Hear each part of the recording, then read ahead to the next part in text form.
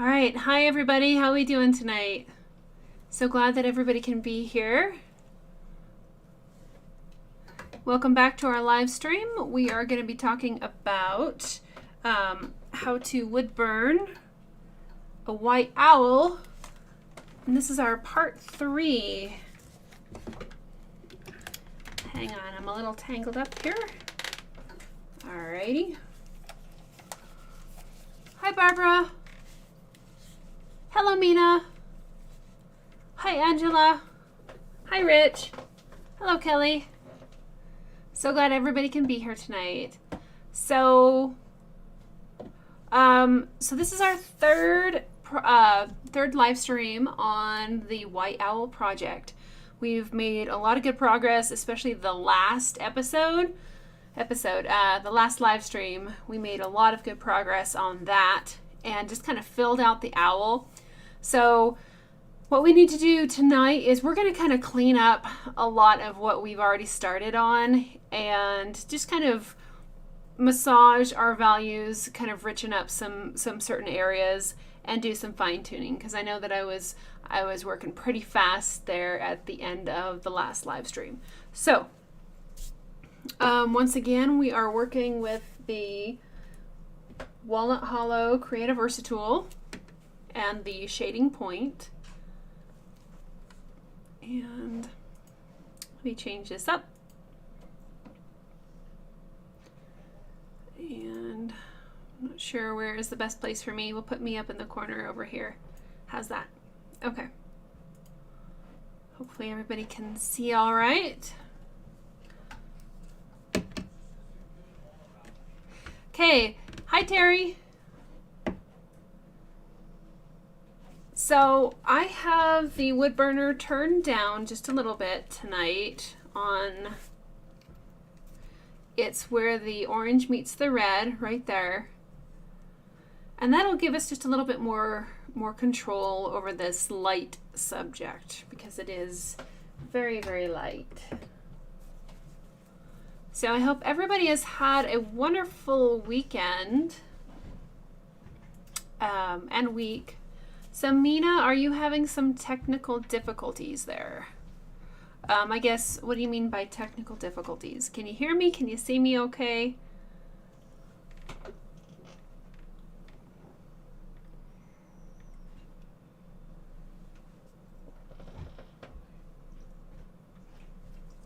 Hi, Paolo. Angela, you said you had to close out the window and then come back in. It wasn't showing that the stream had started. Interesting. Okay. Hi, Mellow Yellow. All right, so Terry, you might be having some buffering issues, possibly. Okay. Hopefully it'll all kind of work its way out as we get going here. Alrighty.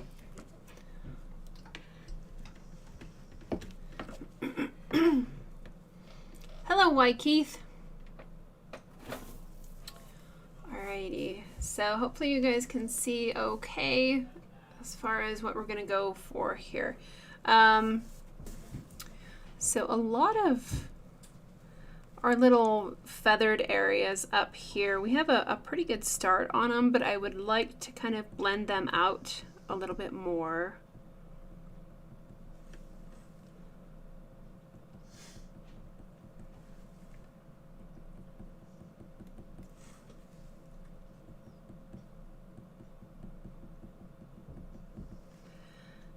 Just using a back and forth motion.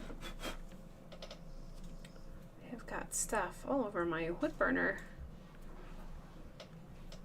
Okay. And I might kind of darken up some of these little speckles on top of the owl's head.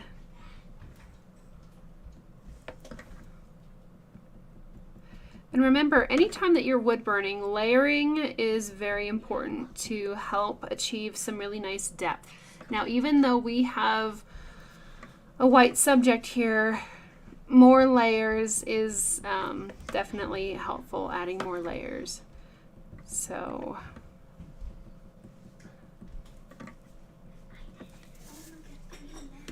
just kind of create a little bit more life and depth and details as we go.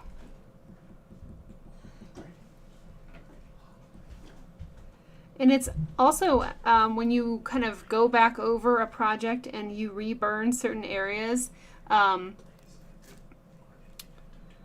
it's interesting to note little places that you might have missed or you forgot to transfer over onto the pattern. Okay, so you guys, a couple of people had to restart their computer or log out or, you know, close YouTube and then get back in there to kind of clear up the feed. Interesting. Okay. All right. Hello, Earthborn Graphics. Barbara, you had an owl calling out and perched on your garage roof last night. So awesome. Very cool.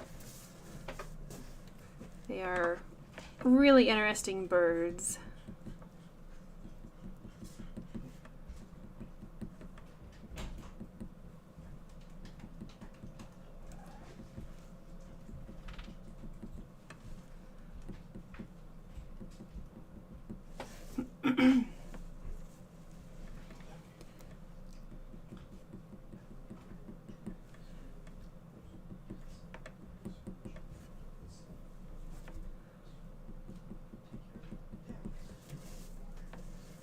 Earthborn Graphics says, you can keep your cold out west. I'm not enjoying the sudden deep freeze out east. Oh dear, I've heard about some cold weather there in the east. That's definitely no fun. We actually saw 42 degrees here, which is crazy because just a couple days ago it was like 1 below. So we have some pretty wild temperature mood swings, I guess you could say, here in Colorado. It can really vary, but we had a little bit of settling of the snow the last couple days, and it's supposed to be nice again tomorrow before the next storm comes in. So hope everybody can stay warm wherever you are.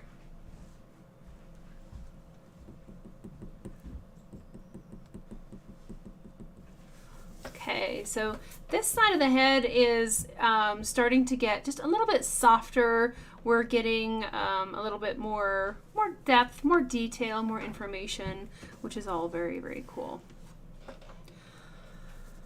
Oh, Barbara, you had something warm. Let's see. Your friend in Idaho said it warmed up to 4 below. Wow. Yeah. Rich in Florida saw 56. Yeah. That's chilly if you're not used to it, for sure. 42 today, it was like we're outside, no jackets, and just kind of running around doing a little cleanup work on ice and snow shoveling. So it really is interesting how you develop kind of a tolerance to the cold. Because I know in the springtime 56 is brutally like hot, but in the fall it's really cold, so you just kind of get used to it.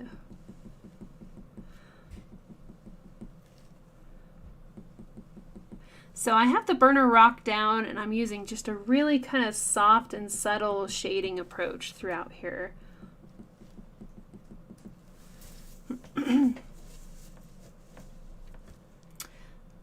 Mellow Yellow, Nova Scotia, you are expecting 35 below. Wow.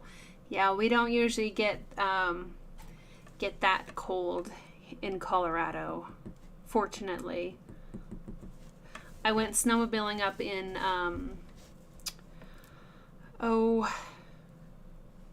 northern Idaho or West Yellowstone. It was actually Montana, and we saw 20 below, and we were trying to go snowmobiling, and nothing would start, and snowmobiles wouldn't start, and the trucks wouldn't start, and eventually we had to just get the snowmobile started and just ride from town because no one could start their vehicles. We might see excuse me, we might see like, 10 below on occasion here. So, hi Chris, glad you can be here.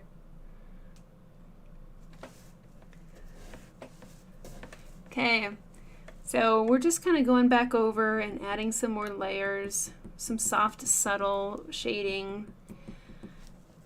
with a white subject, it's easy to kind of put in a little bit of detail and a little bit of value and kind of think, it's there. There's really not a whole lot more information to be seen because it's a white subject.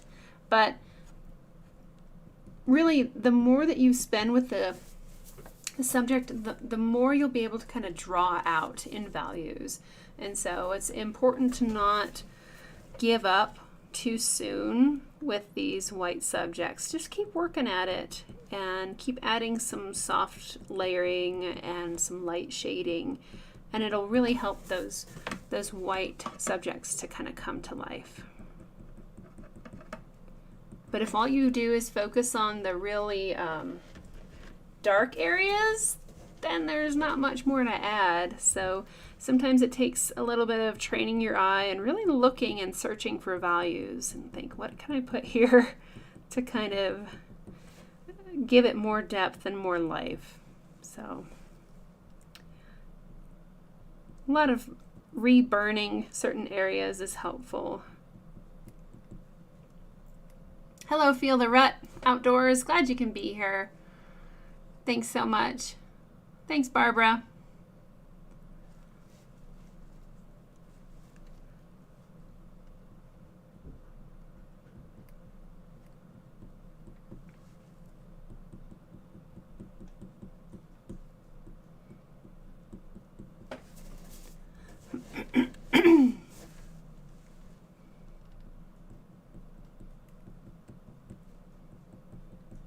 So I hope everybody is registered for the upcoming wood burn sessions that is happening next Monday. I think it starts off next Monday. So there's going to be like a full week of master classes that are put on by Rachel over at the Woodburn Corner. And she's got a wonderful lineup of artists to teach individual master classes. And so if you haven't registered for that yet, the registration is free, so definitely take a look at that. If you would like to purchase a recording, there is a link. I know Mina had it last week, and if Mina is able to throw that link up there, if you want to purchase a recording or even register, you can follow this link. And awesome, thanks, Mina. I just don't have my keyboard's way over there.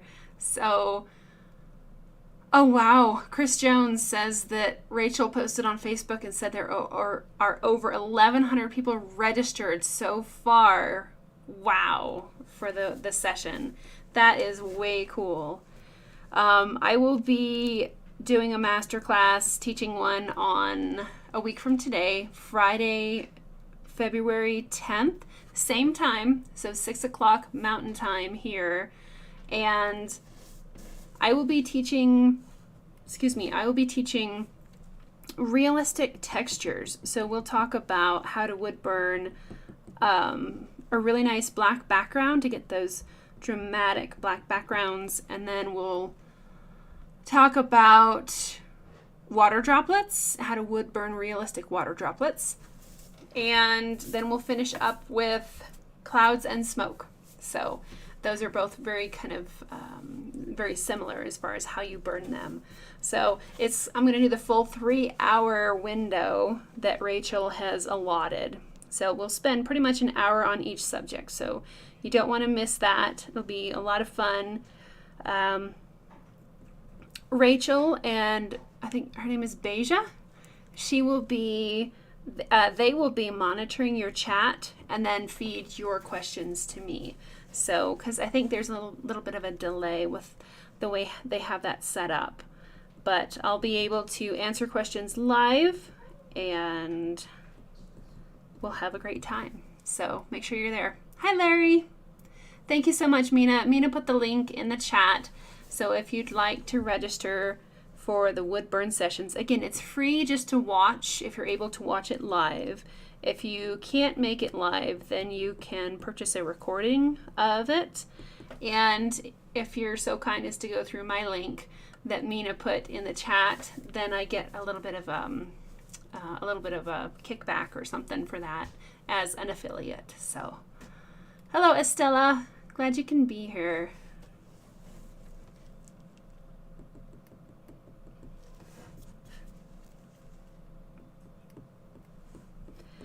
And I forgot that I was going to print out another version of this reference photo and make it kind of darker so I could see into the lights a little bit. And I did not do that, and I apologize. I have been extremely preoccupied with a giant project that I'm working on that I hope to be able to launch maybe in another month or so, but I think everybody will really like it, and it's a monster. It's a big monster of a project, and I can't wait to share it with everybody and kind of take our wood burning interaction to a new level. So very excited for that. Rich is asking, have you seen an increase in people doing pyrography since you began wood burning? I would say yes, just because of the fact that it's more and more on social media and more people are getting on social media. And so there's a bigger platform to share wood burning. When I started in 2009, Facebook was just kind of getting started, and I just got on to Facebook. And so in the last 10 years or so, social media has really grown to the point where it's easier to share information and share projects, and more people are learning about wood burning. And so that's really, really cool.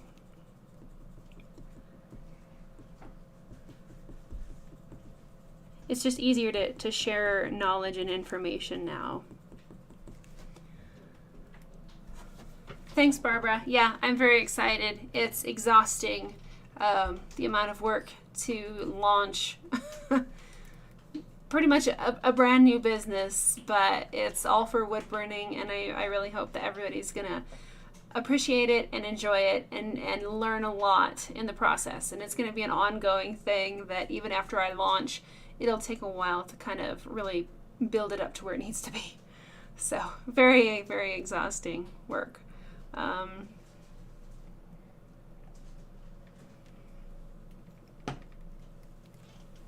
Mina.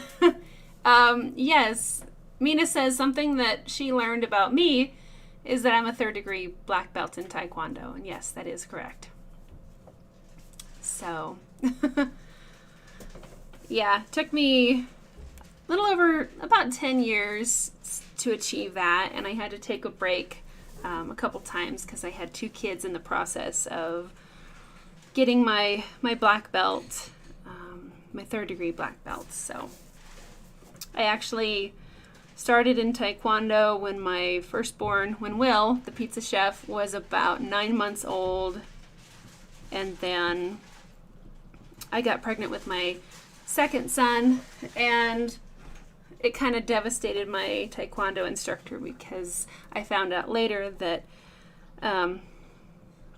like in the 40 years that he had taught, there was never a woman who had gotten pregnant with a new baby and then come back. They never came back. So he was really surprised that I did come back after my second son was born, and I got my 1st degree black belt.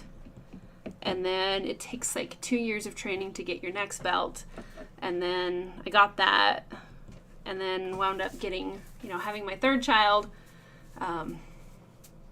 And then came back and got my 3rd degree black belt. So anyway, it was a lot of fun. It was a lot of work. Wonderful, wonderful group of people. Great memories. So yeah, Mina, the big project. It's on the way. So Terry, your husband got to brown belt twice and never went back. Okay, cool. Nice. Yeah. It's really difficult in Taekwondo. We have red belt before black belt, and that's tough. I think the toughest thing, though, that I did in Taekwondo was teaching. My instructor really pushed me out of my comfort zone, and that's one of the main reasons that I'm here doing this today, is because my instructor really pushed me from a very shy and quiet, socially terrified person into someone who's teaching Taekwondo to large groups and police officers and stuff like that. It was that was terrifying, but it helped me grow. So very, very fun. If you ever get a chance to partake in any sort of martial arts, I strongly encourage it, because it is a great opportunity for growth. So still, I'm just kind of working on this half of the face right now, but you can see how it's already starting to soften a little bit. This side is still not quite just light and dark. I mean, we do have mid-ranges in there, but the multiple layers create a blending and a softening of everything, and really kind of pulls it together and marries everything and ties it together so nicely.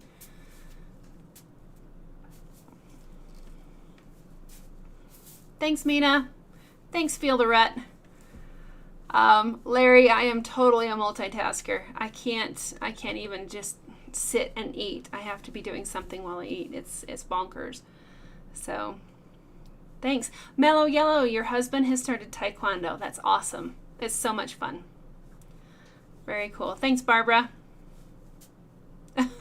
Thanks, Terry. Yeah, I still don't really do very well with social interactions, but doing better. Still growing my comfort zone for sure.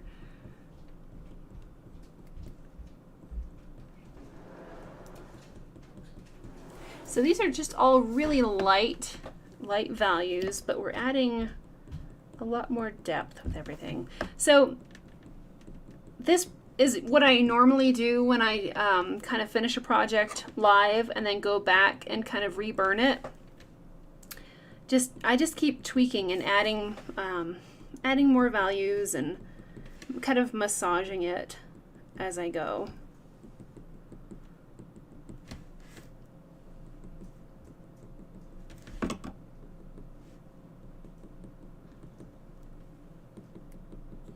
I think one of the biggest challenges that especially new wood burning artists have is that we often quit too soon. Now, there is a point of overworking a project, but it's important to make sure that you have as many values in there as it calls for, as the photo calls for. You want your project to look complete. You don't want to leave it looking incomplete, I would say, but there is a point of overworking it to death. So you kind of have to find that perfect blend of spending enough time with your project, but not killing it by overworking it. So my dad often says, just find a good place to stop. So because it'll never be done. He says it will never be done. So just find a good place to stop.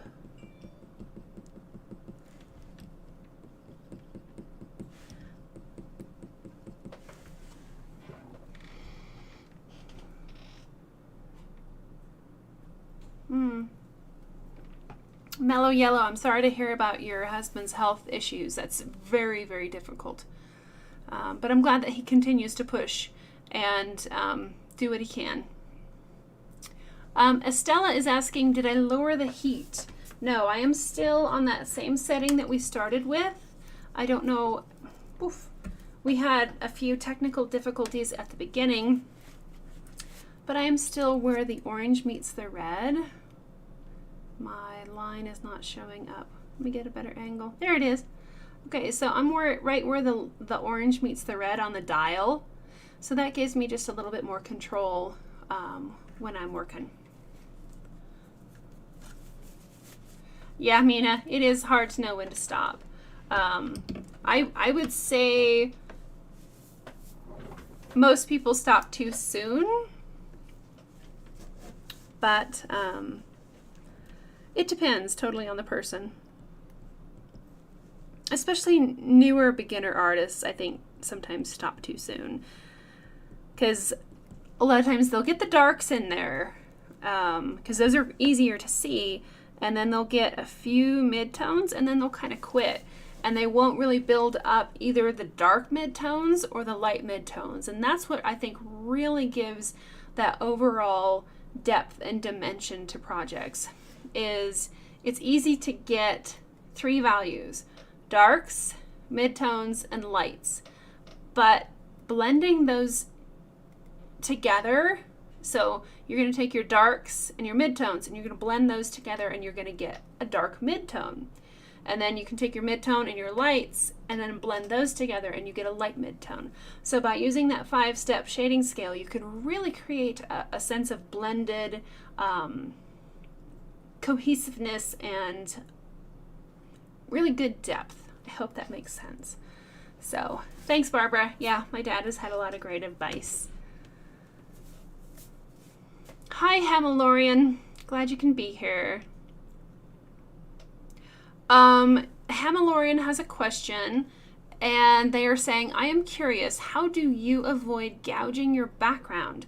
I've tried to make an awesome black background like you, but I ended up gouging my wood. Okay, so a couple of things, and I'm going to be really touching on black backgrounds a week from today at the Wood Burn Sessions Masterclass. If you go back up in the chat, there's a link to join that for free. But basically, you want to have a really, really light pressure and constant movement. So if you're doing 2 things, if you're pressing too hard, you can gouge the wood. I'm not sure. Let me zoom in a tad. Wrong way. There we go. So pressing too hard can create an irregular burn. It can also damage your point. If you have a really sharp edged point, like, say for example, this is something from Razor Tip. I think it's a long spear shader. Don't quote me on that one. But as you can see, it's super thin. And it's very sharp. So it's almost like a knife blade. So if you're using a knife blade and you get it just rocked a little bit, you can gouge the wood and cause an indentation. The other thing that I would say is moderate your temperature. If you are working with something with a high heat source, like a razor tip or a coal wood, a burn master, anything that can really crank up the temperature, that will make for a more inconsistent burn, which seems kind of weird. You would think more heat the better, unlimited power, right? Well, usually the little bit lower temperatures slightly can help. Now on this, the Walnut Hollow Creative Versatool, it's maxed out when I do my black backgrounds, and it's almost not enough heat. So the other thing is constant movement. So when you're burning black backgrounds, you want steady, constant back and forth motion. If you stay there too long and then try to move, it'll kind of catch and lift off part of the wood.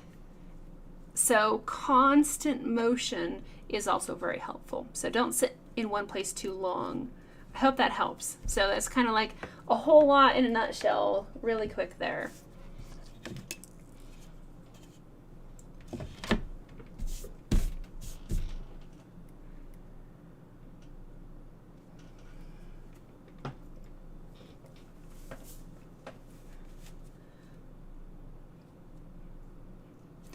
Okay, so Terry says, I'm almost sure I signed up for the Woodburn Corner using your sign-in. Is there a way I can find out for sure? I don't want to miss it. Terry, since I'm not running that, I would suggest that you contact Rachel over at the Woodburn Corner. Try maybe contacting her through their website, the Woodburn Corner, and just send her an email and ask. You should have gotten like a confirmation email or something to let you know that everything is set up. But if you reach out and talk to her, I bet she can help you. Okay, you're very welcome, Hamalorian. I'm glad that helps. Okay. And let me zoom back out. Oh, sorry guys, I'll get it. Okay, so I really like this side. It's smoothing out, it's blending out. Well, yeah, Terry, you could sign up again just to make sure. It's free to sign up. So, but if you want the recording, also recordings for that, the Woodburn sessions. If you want a recording, buy it now because it's 50% off right now. Once the event starts, it's a certain amount, and then after the event, it goes like double. So I strongly encourage you that if you think that you want that information, because it's only like, I want to say it's $50. Don't quote me on that, but I'm pretty sure it's $50. I'd have to pull up my information on that, which I don't have right now. Anyway, it's very, very affordable for a week of masterclass lessons. It's crazy to be able to get that for only $50. So again, if you wait until the event starts on Monday, the price goes up, I think, to $100. And then after the event is over, it's even more. So if that's something that is of interest to you, check out that link that wonderful Mina put on there for us. So.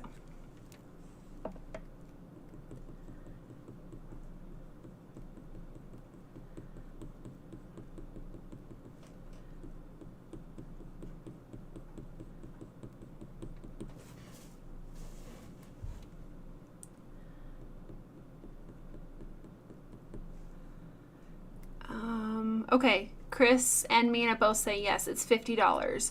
Now until Sunday. Okay, Terry, you signed up again. Great, very good. Feel the Rut Outdoors says, I watch you do this and you explain it as you go, but when I look at it, I'm like, how you make it look like that, LOL. You're so talented and it looks beautiful. Thank you so much. I really appreciate that.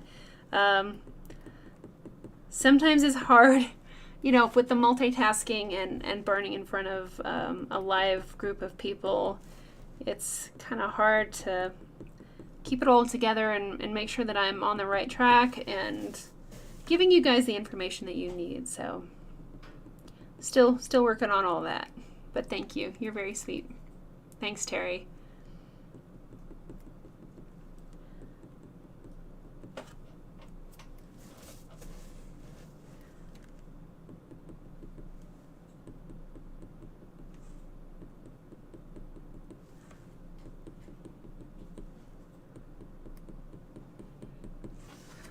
Okay, so I'm really liking this. We're getting a lot more value and a lot more depth over here, so that's really, really great.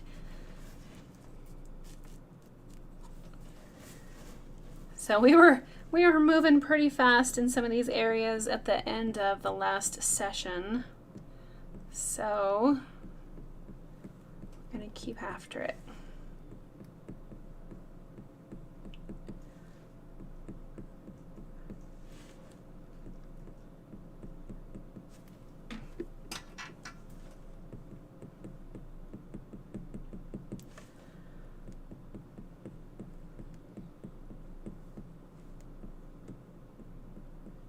So I'm just kind of building up some of the shading down in this area here.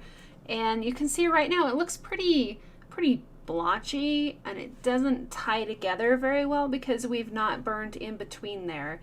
So even though on the reference photo it seems like solid white in there, if you go ahead and add just some really light strokes, sometimes you can hardly see the strokes.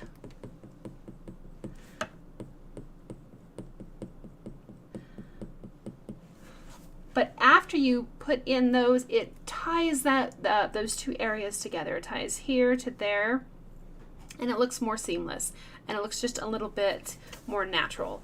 So I would say even if you have an area that is just solid white, you can't see any really details in there, go ahead and put in some light strokes in there, really, really light, to blend these two areas together, because without that it looks a little bit scattered and disconnected, you could say. And then you can always go back and kind of add some more shading here and kind of blend these areas a bit more.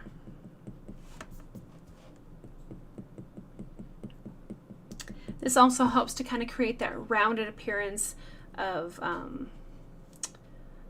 the poofiness. It gives the feathers kind of a poofy feature, where it's poofed in here and then it falls down and it gets darker over there.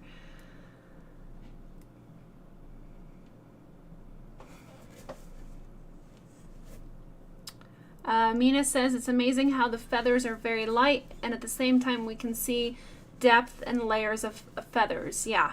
Okay, cool. That's kind of what we're going for here, and I'm glad that that's kind of what you guys are seeing as well. But it just goes to show that a white subject is never completely white. There's so much information in there if you'll just like really look for it. And sometimes you have to take the photo back into like Photoshop or whatever, Lightroom or whatever you're using, and you have to kind of tweak it a little bit and pull out some more information. But there's more information in these photos than we can really see. So just keep looking for more values.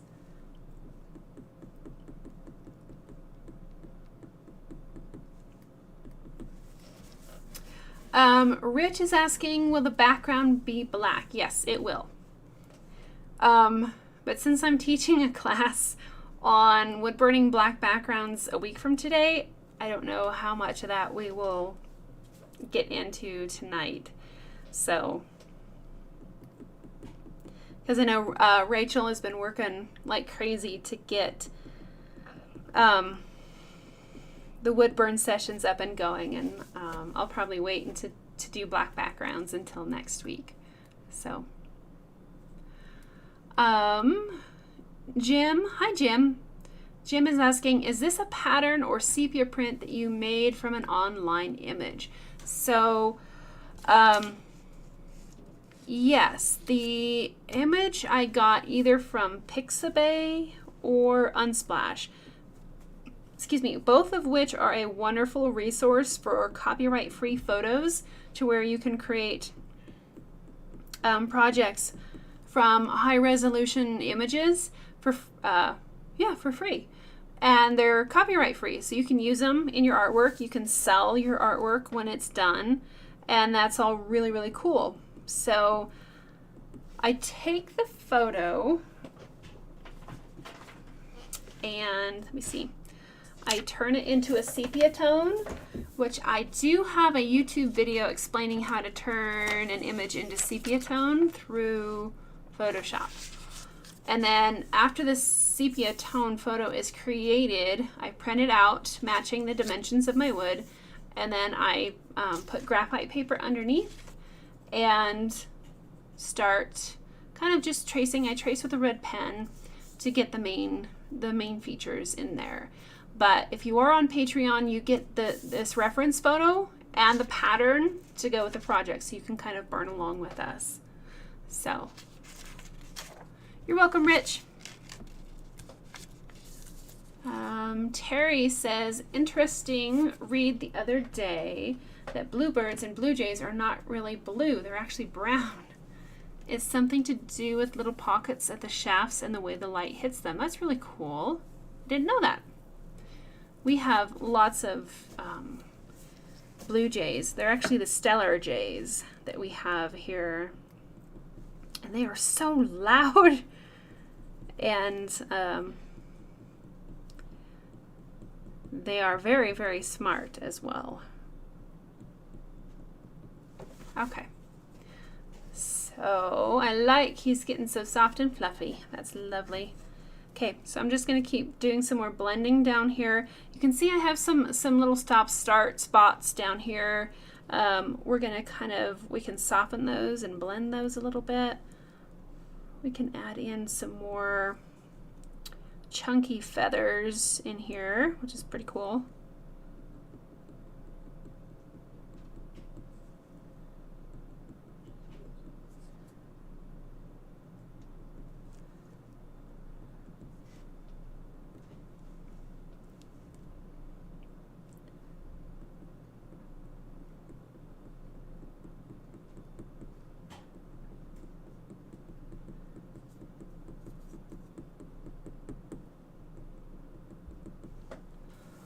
Alrighty, so I'm going to try to scooch this over just a little bit.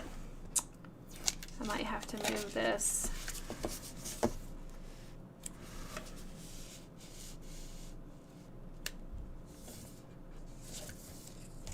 Okay, so we're going to add a little bit more information down here.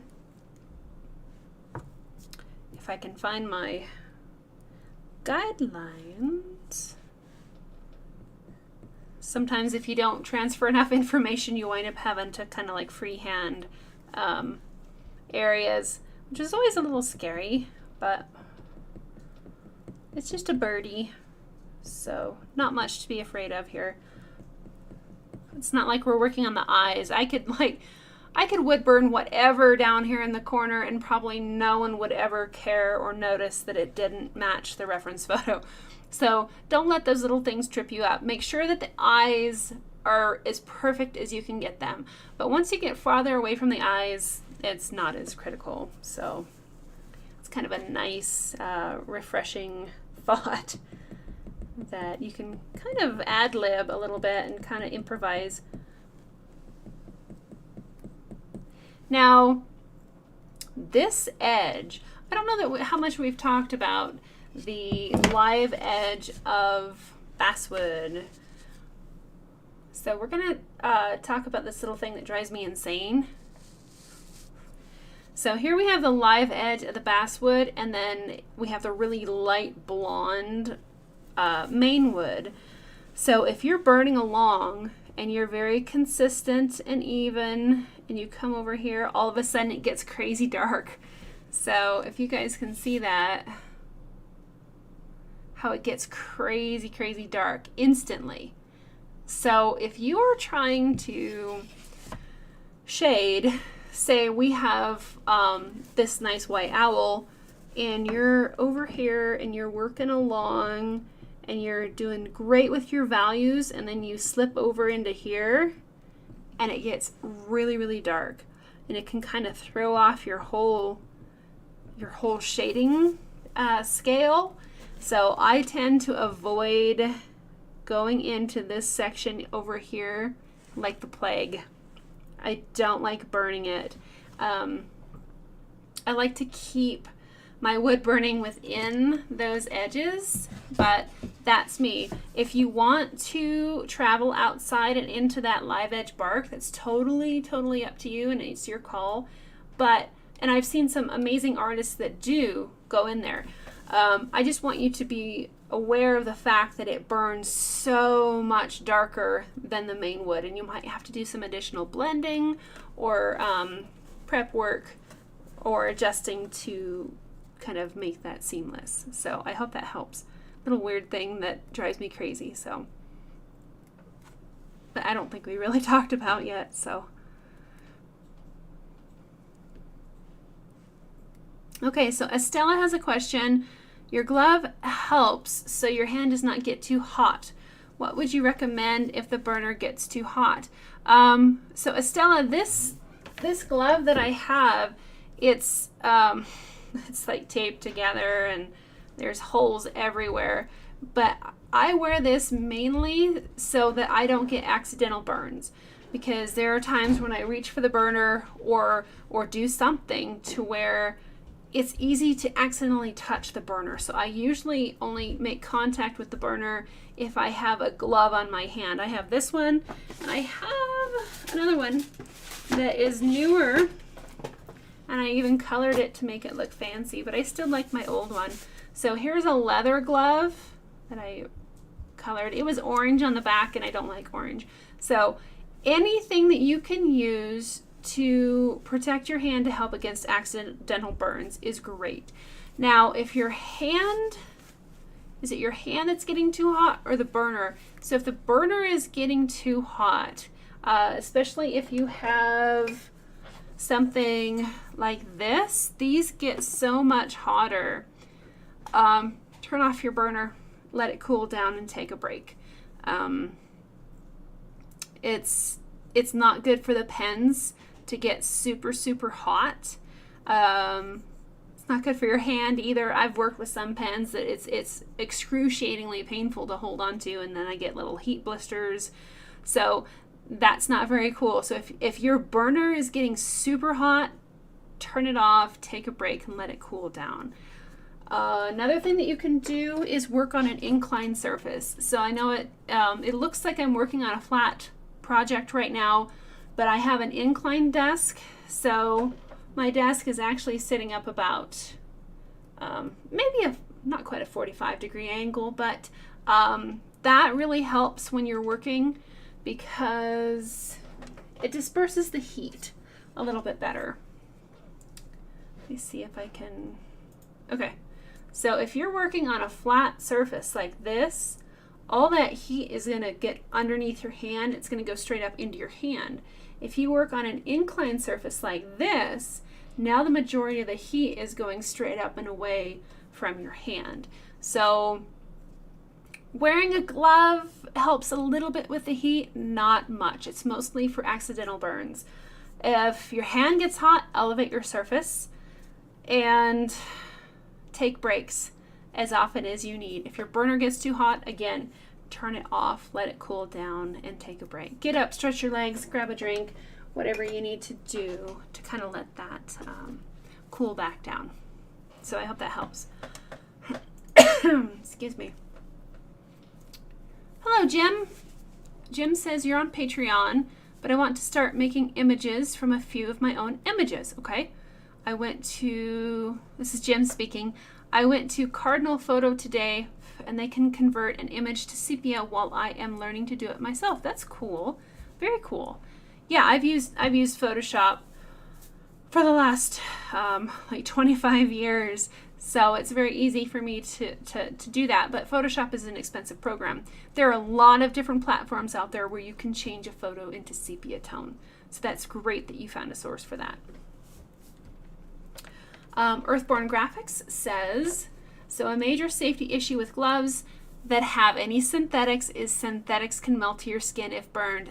Thank you. Yes, I absolutely agree. I was in search and rescue for a very, very long time, and we actually did helicopter training, and you had to wear like Nomex flight suits because they're cotton.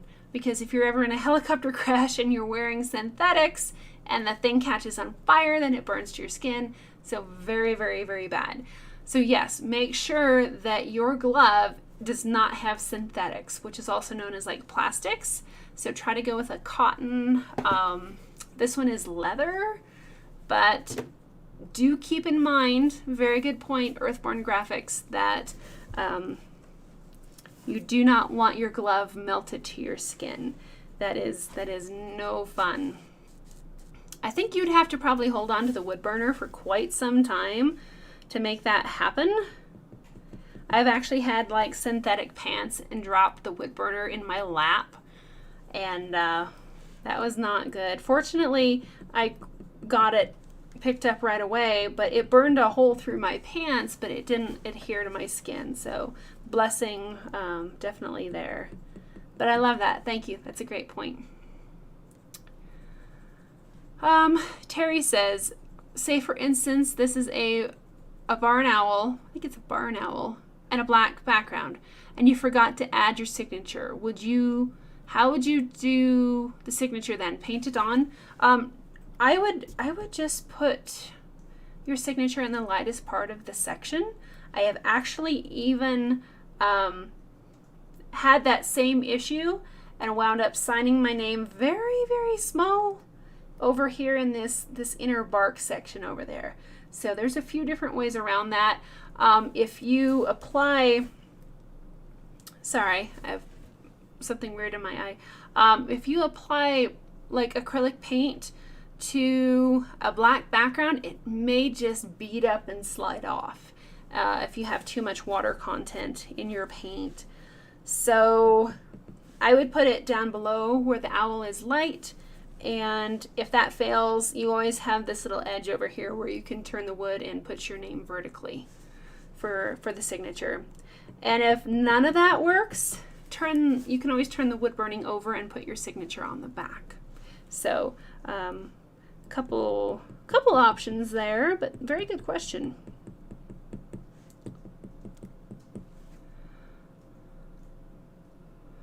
Estella says, my hand, I don't feel comfortable for too long. Okay.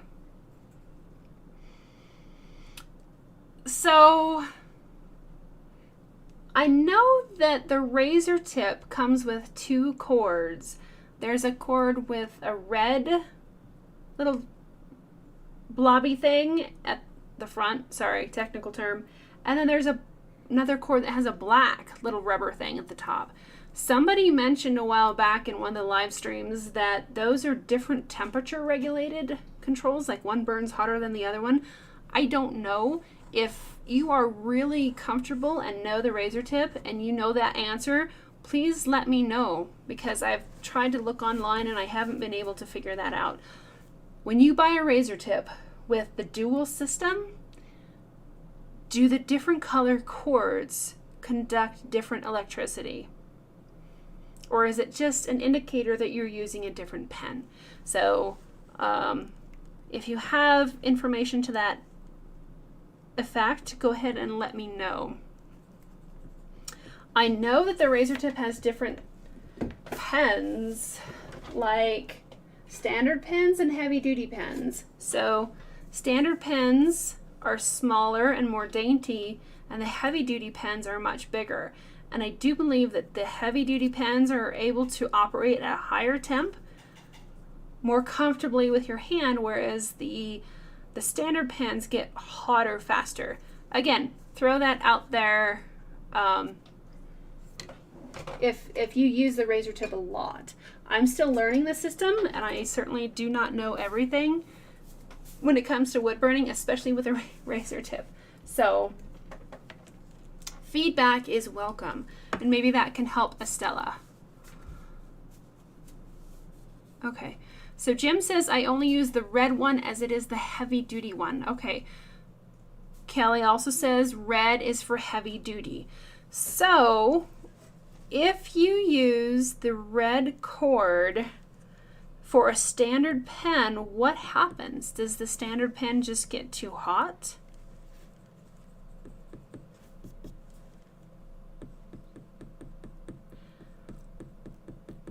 So the red cord is designed for heavy duty pens. So Jim, the red one is the heavy duty, and I use that cord on everything. Okay. Alrighty.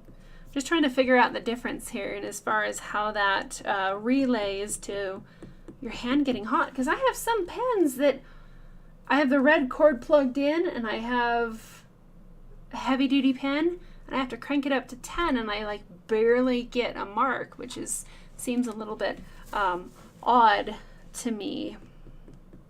So I'm just trying to figure out that system too.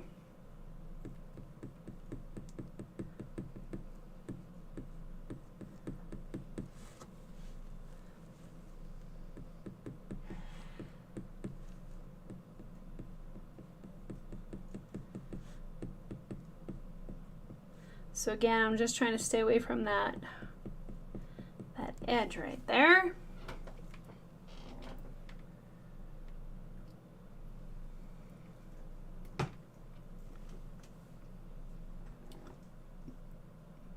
So Kelly says, it's fine to use the red cord on the razor tip for standard tips as well. Okay. Mellow Yellow says, yes, the red cords are heavy duty and the black are standard to use with standard pens. Okay, so if you use, well, I guess, okay.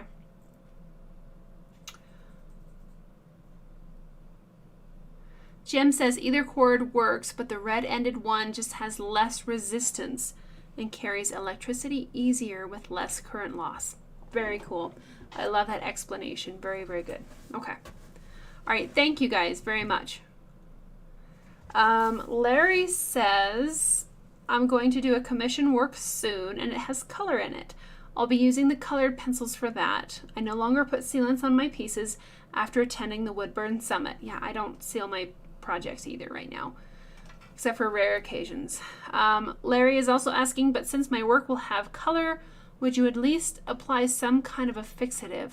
I don't think you need to, Larry. That color is not going to go anywhere, especially colored pencils. Now, I wouldn't advise anybody to like start rubbing your wood burning project with their hand or anything. That might smudge some of the colored pencils around, but I advise people not to touch original wood burnings anyway because of the oils in their skin. But I don't think you need a fixative just because you have colored pencils on there. They shouldn't go anywhere. It's not like graphite, which smudges really, really easily. So again, I hope that helps. Okay. Because anytime you apply a fixative, it will change your values a little bit. It usually makes the wood appear darker. But once the other side of that conversation is that once you apply colored pencil to your project, you will not be able to go back and wood burn over it, because at that point it's kind of unsafe because you do not want to wood burn over pigment. So if you choose to add a clear coat at that point, it really doesn't matter. If you want, the colored pencils might become richer and deeper in kind of value if you clear coat. So you might try experimenting with that. The main reason that I don't clear coat projects right now is because I can always go back and wood burn over them and touch them up if I need to, if there's fading. But again, once you add color, you really can't go back and burn over the top of them anyway. So you might just experiment and have fun and see what look you like the best. But the color pencil, it shouldn't go anywhere unless somebody starts really rubbing on it with something. So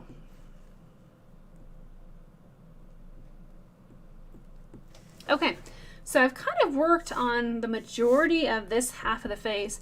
I do want to work a little bit more in here and kind of blend this. This is kind of a hard transition, but this area is really starting to look nice and soft and fluffy and well blended, which is lovely.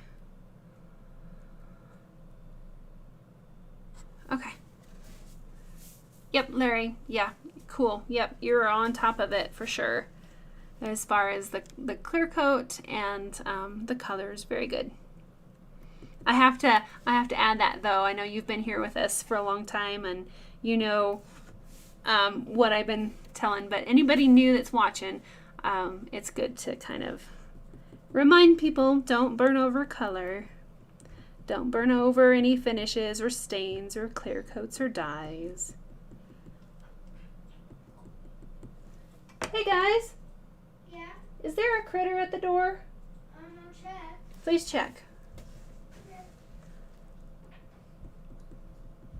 No, there's no critter at the door. Okay, is Missy in? Yeah, I let her in a while ago. Okay, thank you. Yeah. Oh, Larry, your nephew is a county sheriff in Texas. That is so cool. And he wants you to do a burning of his badge. I have wanted to do a badge wood burning for so long. I'm very jealous. That is really, really cool. I keep asking my local departments if I can, make a wood burning of their badge. And they're like, well, let me talk to the sergeant. And then I never hear back. So I have another one that sent me like some vector-based graphics, just kind of the line drawings for the badge. I'm like, no, I want a photograph with all the shiny stuff, and I think that'd be so fun. So I can't wait, Larry. That's awesome. Very cool. I look forward to seeing your project.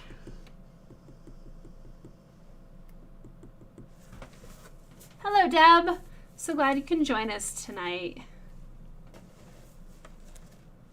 We're just kind of massaging this wood burning and reburning a lot of areas to kind of make it look a little bit better. So a little less unfinished. So very cool, Larry. That's awesome. So Jim says one last thing on the cords for the razor tip. The HD1, the HD1 is one wire gauge larger and is like running water through a larger pipe, which gives the lower resistance and why either water or electricity flows easier. My husband totally relates that same water and electricity thing. Very cool. Thank you, Jim. That's wonderful, and I hope it helps everybody with their, if you're using the razor tip. Okay, so I think even though here on the reference photo, there's not much of a blended area here, I'm going to add just a little bit to kind of make it look more natural. I can't really get it from that angle though.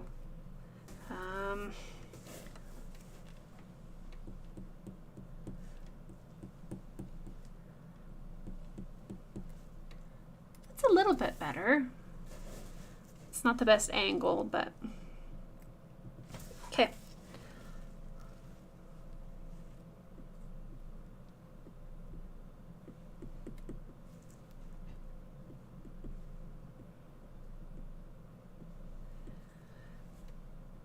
So in this area here, kind of under the chin, I'm going to go ahead and turn the wood burner up to the higher setting, just because it's going to make us go a little bit faster. So I have maxed out the little Walnut Hollow Creative Versa tool. And it's going to take, around 5 minutes or so for this to get up to operating temperature. So I will probably kind of spend some time in the lighter areas while it's getting up to temperature. So I hope you guys can see the difference between this side of the owl and this one. Just a little softer overall, a little bit more depth, a little more detail, a little bit blended more. So I mean, this would have been just fine to keep it that way, but I like to make it more smooth and softer. Anyway, so we'll keep on going. But I can definitely see a difference here between the two different sides. So I might even come up here while our wood burner is kind of changing and getting hotter.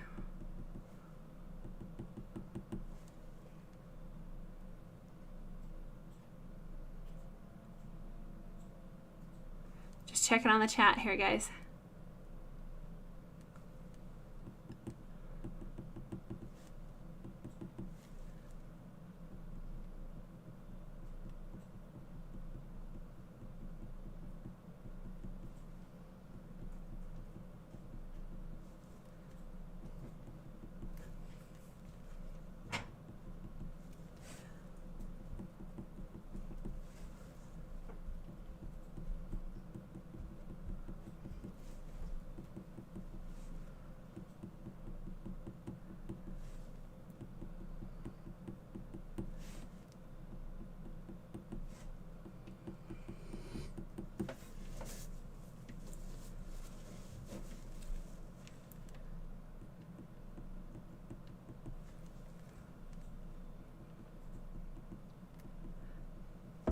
And I'm just blowing slightly on the wood to help cool it down. Blowing on the point to help cool it down. Sorry guys if I'm like, whoops, way out in. I keep leaning over to this side, so sorry if you can't see me very well.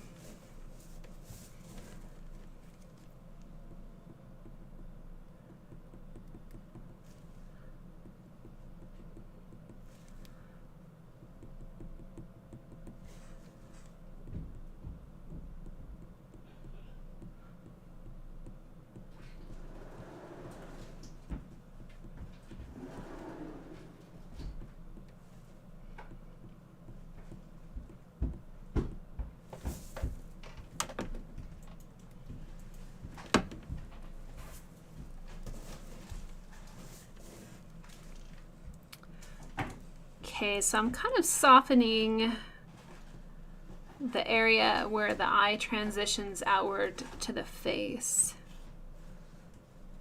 My burner is at a really low, kind of a flat angle, which gives me a softer edge. It's more easily blended. And then for more intricate details, I can rock the burner into a more vertical position and create some fine lines and crisper edges. Good night, Fielder Rat. So glad that you were here. Have a great night and a great week.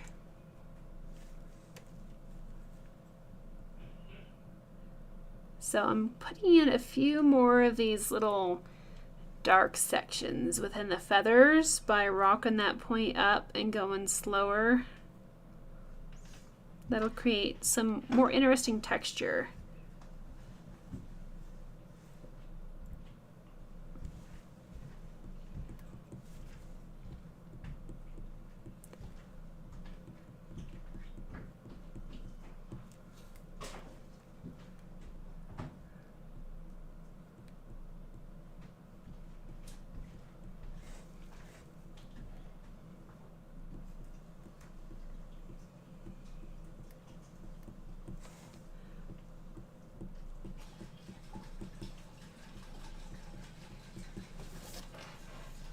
Okay, so that's definitely softening a bit more.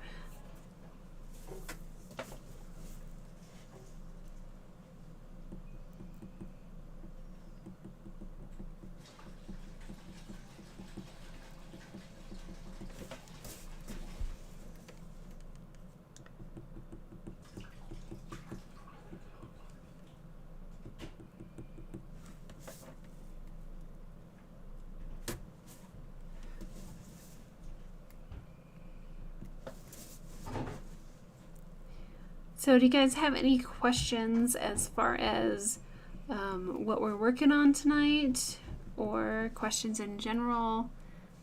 Thank you, Estella.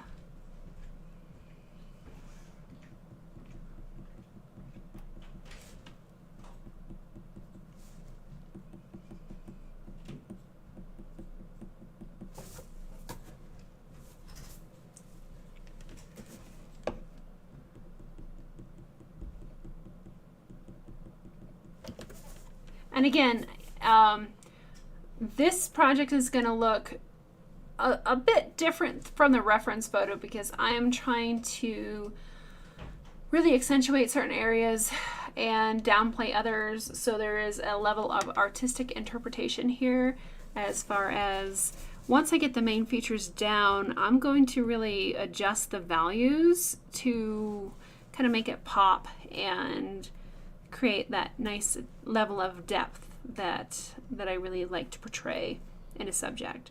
So don't feel like you have to follow the reference photo exactly. Use it as a guide, but then go ahead and change or improvise as you see fit.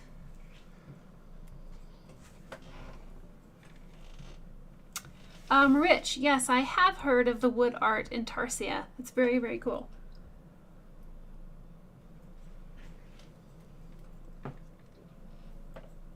So Larry is asking about prints. Okay. Larry asks, do you make your own prints or do you order them? So I have thought about getting a really big printer and trying to print my own prints, but I need more help. I need more people to do that. So right now I outsource my prints to a third party. I've used a few different printers over the years that have all been good. I'm currently using Pro Prints right now just because I love their quality. Their packaging is phenomenal, the way they package everything. And I've just been really, really happy with them. They're a little bit less expensive than some of the other print-on-demand services that I have used in the past. And I'm able to kind of pass that savings along to the customer. So But the main thing is you need to get a really, really, really good and clear photo of your artwork in order to start down the print avenue. And I take my own photos and then pull those into Photoshop and kind of adjust them as needed. My goal when adjusting photos in Photoshop for prints is to make them look as much like the original as possible. I do push the black values on the black backgrounds a little bit more to make it smooth for the printer so there's not a distraction of wood grain or shine or anything like that. But I try not to change it very much from the original. I try to keep it as close to the original as possible, and then I send those out for prints. So it's basically I can go on to ProPrints and order 1 or order 10, and then the cool thing about ProPrints is they drop ship. So you can get a print and send it directly to the customer, which saves the rebound time, because if everything comes to me and then I send it back out, there's more packaging involved and there's just more time and kind of hassle. So right now that's what I've been doing, is just drop shipping through ProPrints. Thanks, Terry. Thanks, Mellow Yellow. Thanks, Mina. Okay. That's great, Larry. I'm glad that you found a local company to work with. That's even better.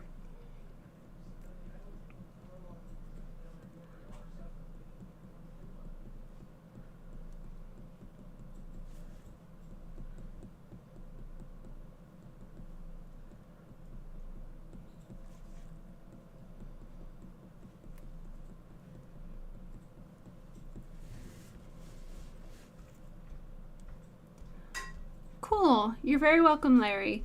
Yeah, prints are great to give as gifts or just to kind of have as a collection.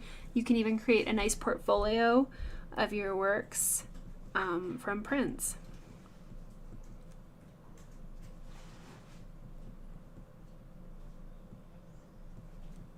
So I'm going to kind of darken up the shading on the dark side of the beak and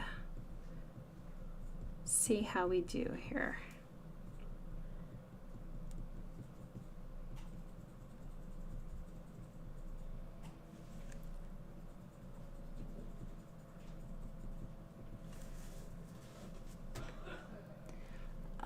Terry says, when you use ProPrints, do you go into the photographic print page for your prints?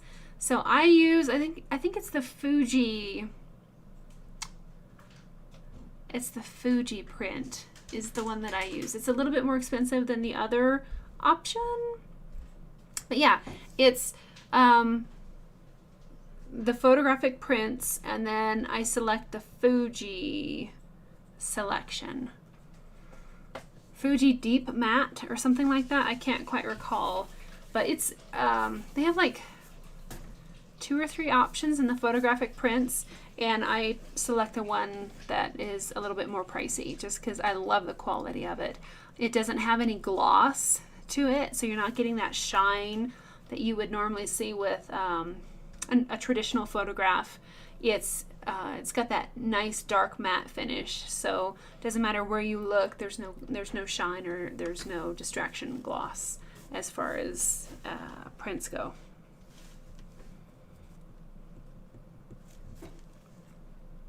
Now I have had a couple orders messed up from ProPrints, and the only reason that I knew that there was a problem is because they immediately shipped replacements. I didn't even know that there was a problem, and because I'm like was so confused. They were 24 by 36 prints framed, which are very pricey, and I ordered one of each of the soldiers, and they came in, and I was getting ready for a show, so I just kind of set them off to the side. Well, 2 more showed up, and I'm like, what happened here? I went and rechecked my order. I had only ordered one of each, so I couldn't figure out why they sent me an extra one, and I figured there must be something wrong with the first ones. And I searched and searched and searched and finally found a very, very slight error around the edges that I don't think anybody else would have noticed but me. But their quality control officer or whatever must have realized or saw a proof of the print and realized that there was something off, and they sent duplicates without charge, which was really, really amazing and very cool. So great company. I really like them. I've had great luck working with them so far. Yes, Mina, thank you. Fuji Deep Matte is the one that I usually do. So Mina says they also have luster and pearlescent print options through Pro Prints. Okay, cool. All right, thanks guys. Thank you so much. Because it always irritates me when you have a nice print and it's so glossy that you always have to kind of like turn your head to see it. It's a little frustrating. So I prefer the matte finish to my prints.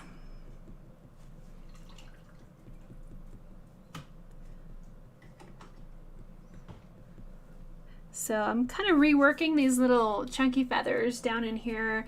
Remember that they're darker at the top and then they fade down to a gradient until they meet the next fluffy layer, whereas that is dark at the top and fades down to a gradient once again.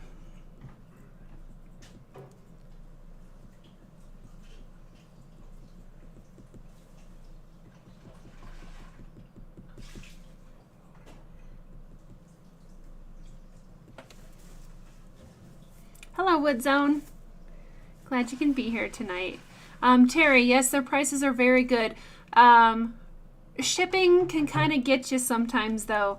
So Terry, if you're looking at buying prints, or anybody that's buying prints through proprints.com, buy more prints, because usually they have a range as far as their shipping rates. And if you buy one print, the shipping can kind of eat you alive.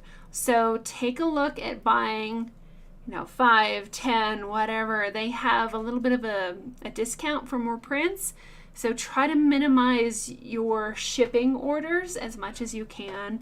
Get everything you need in one shipment, and it will definitely save you in the end run. And that's something to consider with drop shipping to clients as well.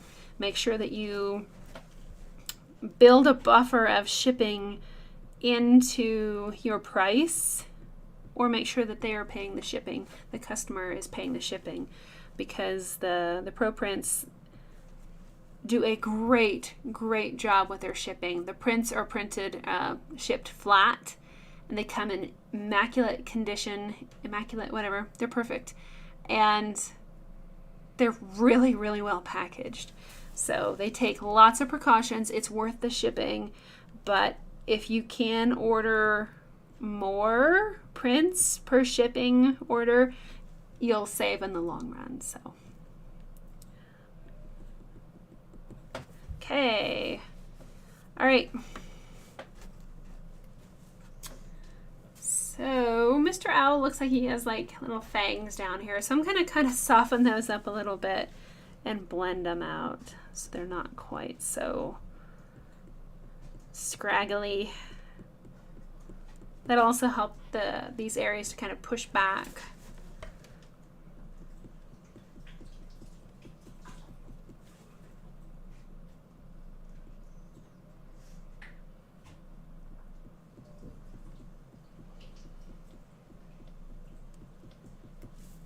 You're welcome, Terry.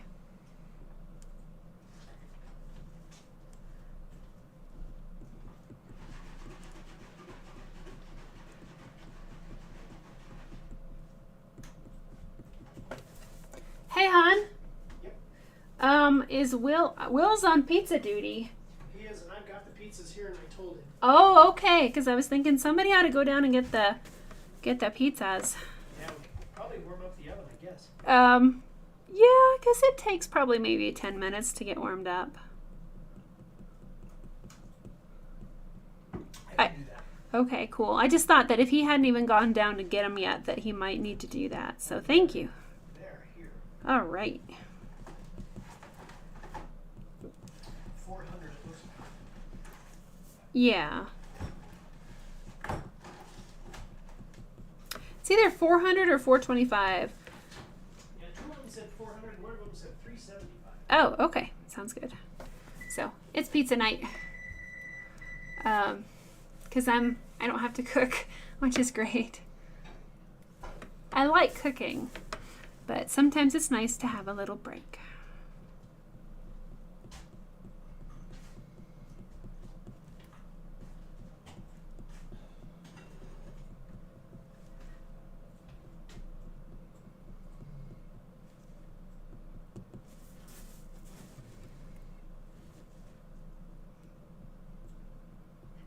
And since we're going to be doing a black background on this subject, if you don't have to be really super careful about burning over the guidelines here, because it's fine. We'll just we can kind of cover those up with the black background. So don't worry about getting too close to the edges here. It'll be just fine.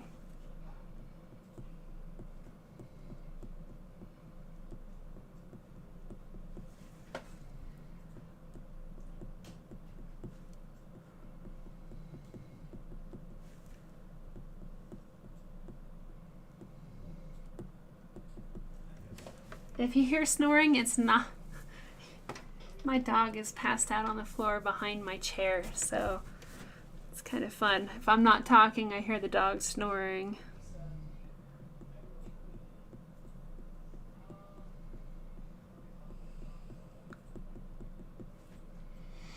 Terry says, I had filet tips and teriyaki sauce. Ooh, with red tomato slices and garlic bread. Oh, that's great. Very great. Making me hungry now.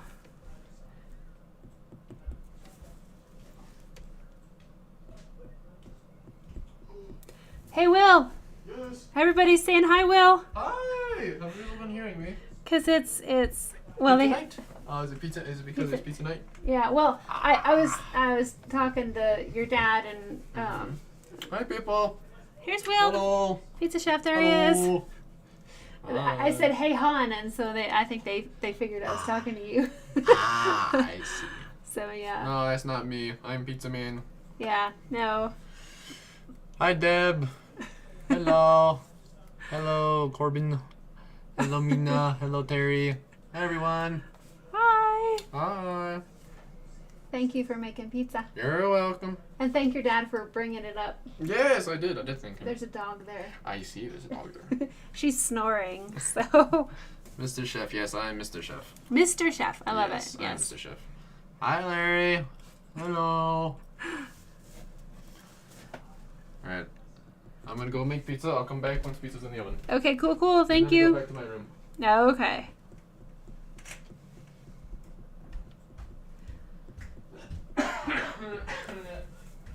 He does a great job with pizza. He's hired.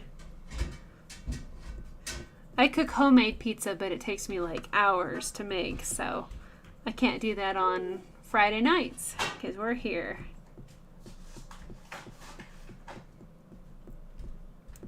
So I'm really trying to just develop some more shading here under the chin. You can see it's really sketchy, and it makes, because this section is so light, it makes his like, I don't think they have jaws really, but it's kind of jutting out right here. So we're gonna darken all of this and push all of this back a little bit is what we are doing now. And so I have the burner on max heat, which isn't very much when it comes time to burning larger sections like this. So we just need to kind of take our time.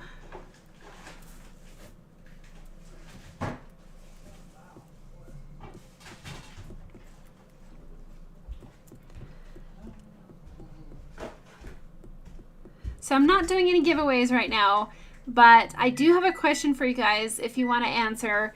My question tonight is, what is a project that you've always, or projects that you've always wanted to create but can't find reference photos or patterns for?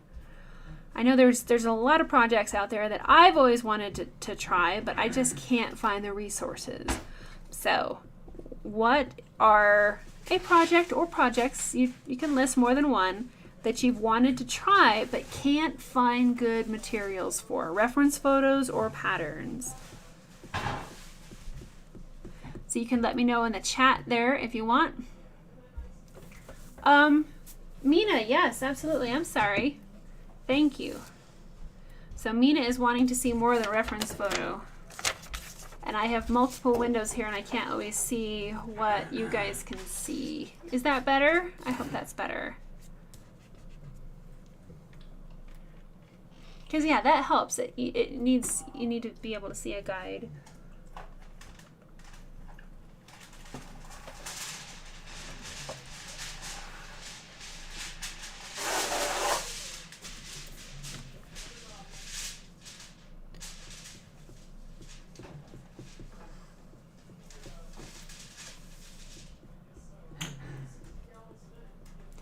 So again, I have the burner set at a really flat angle and just moving nice and slow. And again, every time I put the burner on the wood, I'm doing that nice, gentle in and out transition, just like a swing set goes down and back, or an airplane lands and then takes off. Every stroke needs that to help avoid the stop spots.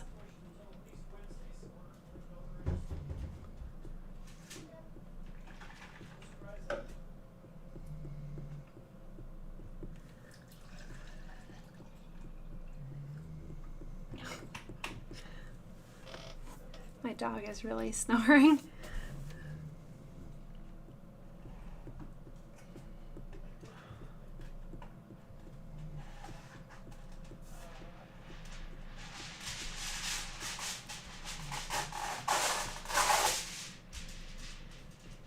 Hey there, Noisy.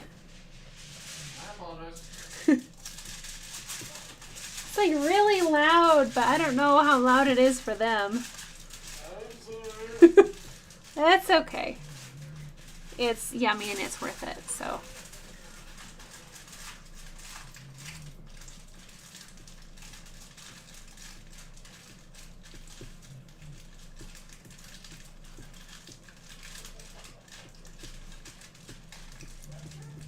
And by the way, I'm gonna try to get some more goodies for giveaways. So I kind of used them all up over Christmas time, and I need to reorder some more. So I'm gonna really try to get some more goodies for giveaways, because we usually do that at 7:30, and I do a giveaway, and I haven't been able to order more stuff. So that's on my list. Mina, you're not sure about the question. You haven't done too many projects yet. Okay, cool, nice.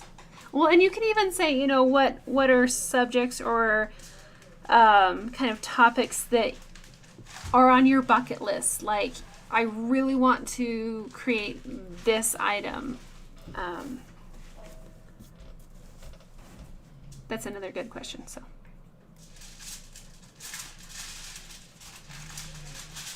So Terry says, a Harlequin or a Brindle Great Dane. Wow, that's very cool. So Larry, you still have the Grizzly Bear mouse pad. Awesome. Yep, I gave away a couple mouse pads, and that's awesome. Very cool. I'm glad they're being used.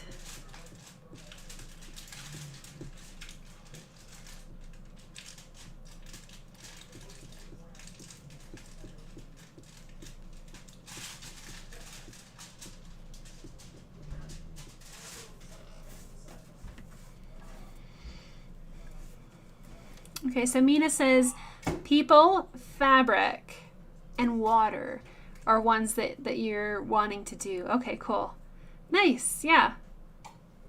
So Kelly, you love the train mouse pad and have it in your office and use it daily.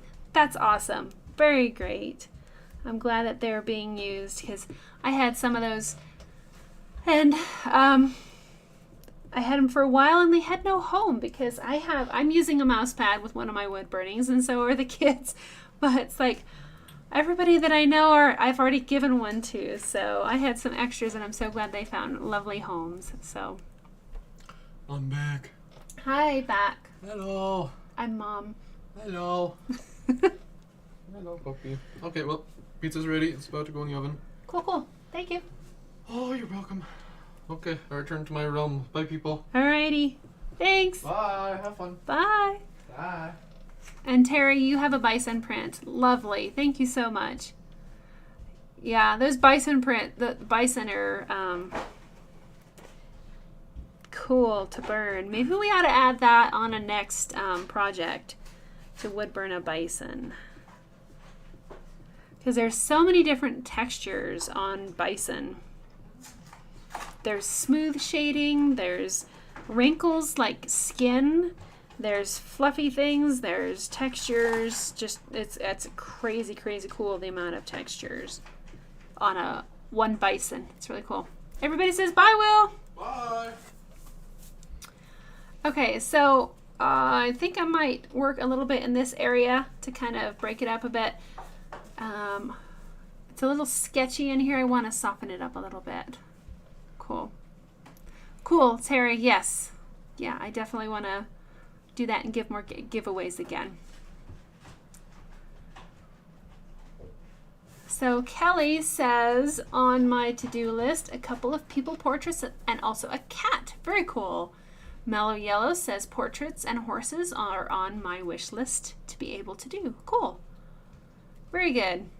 Oh, Larry wants to create a wood burning of a rhinoceros. I do too. I have not created an image of a rhinoceros yet. I think that'd be a lot of fun. They're grumpy little things, big things. And Mina, a bison. Cool. Corbin would like to try a bison. Nice. Another bison. Kelly wants to see a woodland cow. Cool. I think I have some pretty good references for a woodland cow.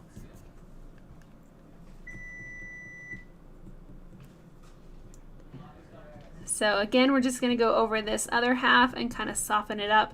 My burner still is on high, but I'm going to just try to move faster so that I don't create those accidental overburns or stop spots.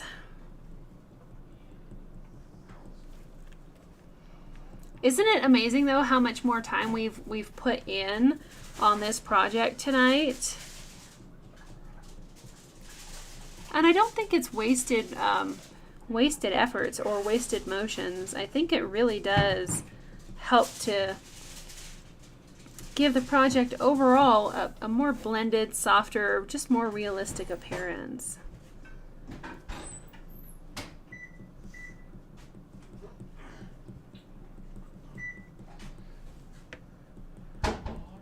Thanks, sir. Very well.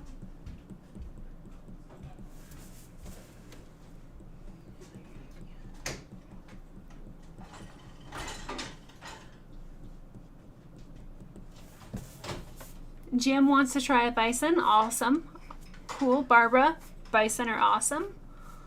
You have a local herd. You're going to get some photos. Oh, that's awesome. Cool. Yeah, Terry. Yeah, the time just goes by so fast. It's really remarkable.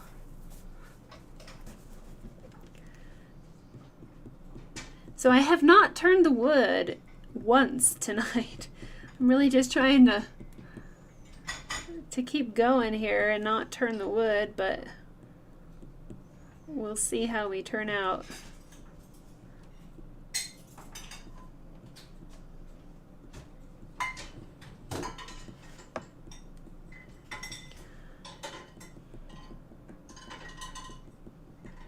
A little more softening around these edges.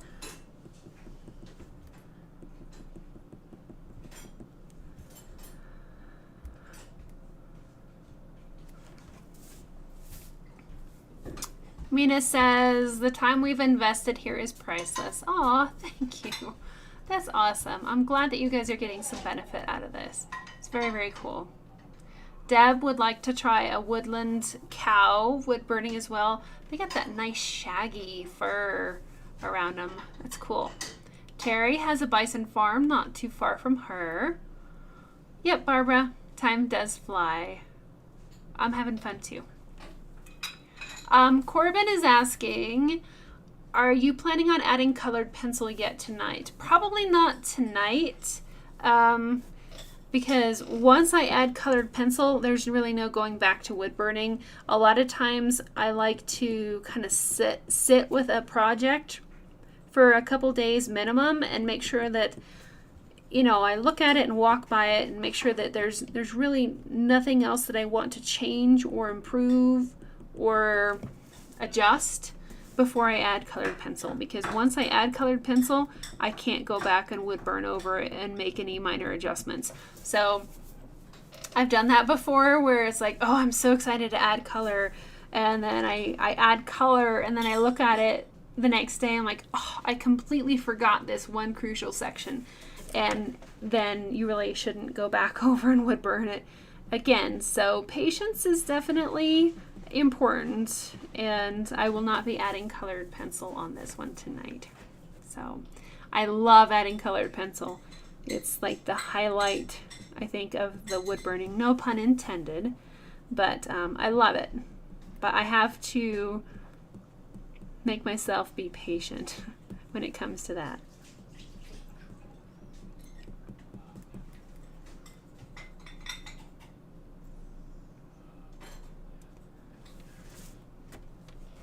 So Jim has some great photos of baby Hereford calves. Cool, awesome, and a granddaughter jumping in an equestrian competition.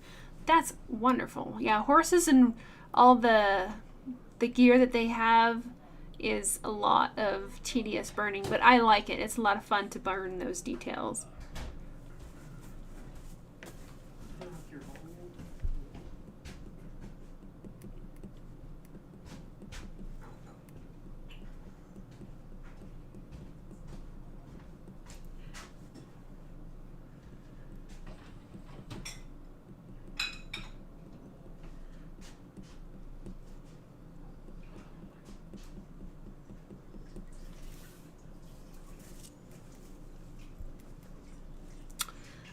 Barbara is asking if I have ever tried the Walnut Hollow colored pencils.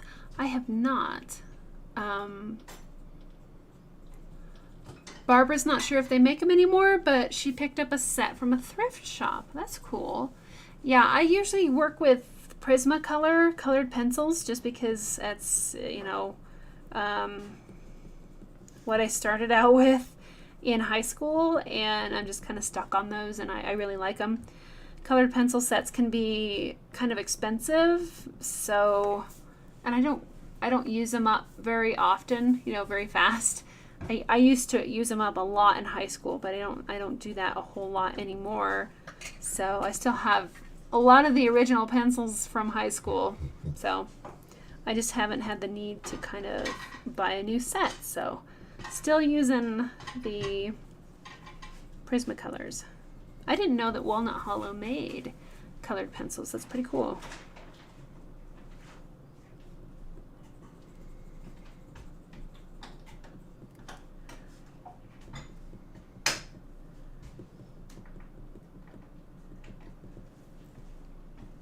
You know, one thing about recording this is it's so cool that you can go back and you can take the little slider from the video and you can go to the front of the video and to the back of the video and kind of see the difference of before and after of our 2 hours of effort here.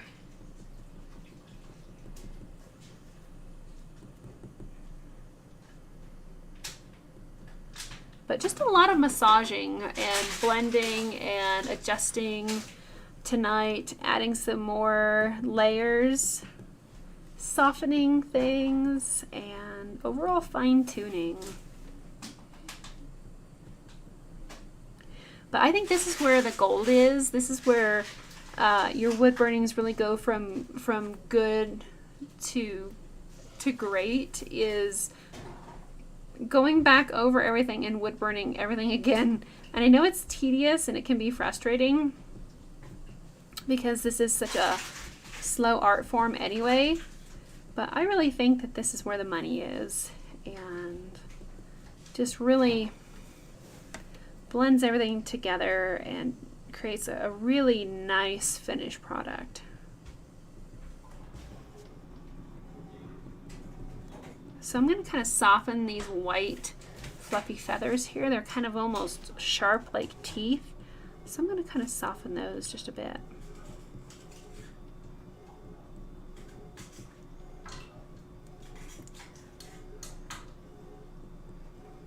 I have a stop spot right there on the beak that I'm trying to kind of blend out, but it should be fine.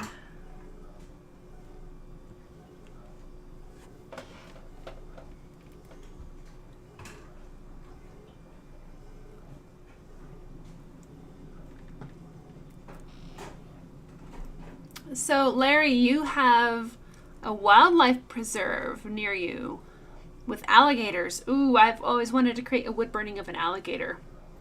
The textures would be so fun. A dragon too. I really want to make a wood burning of a dragon. I think that'd be so cool.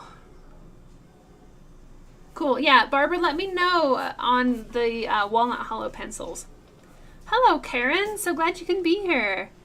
You are almost finished with a steam train. Those are fun. Quite a challenging subject with the hard edges of the train and the soft edges of the smoke, but a lot of fun. I love creating steam trains. Congratulations. So Angela says that Walnut Hollow does not make colored pencils anymore. Okay. So Barbara, you've got like a really cool set there then. A discontinued, rare set of colored pencils. Very cool.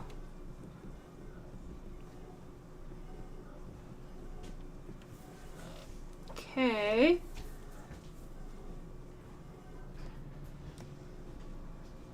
So Karen, you've spent 11 hours on your train. Oh, that's awesome. I'm so glad that I was kind of a motivator to help you dive into that project. That is way cool, and I really appreciate you sharing that.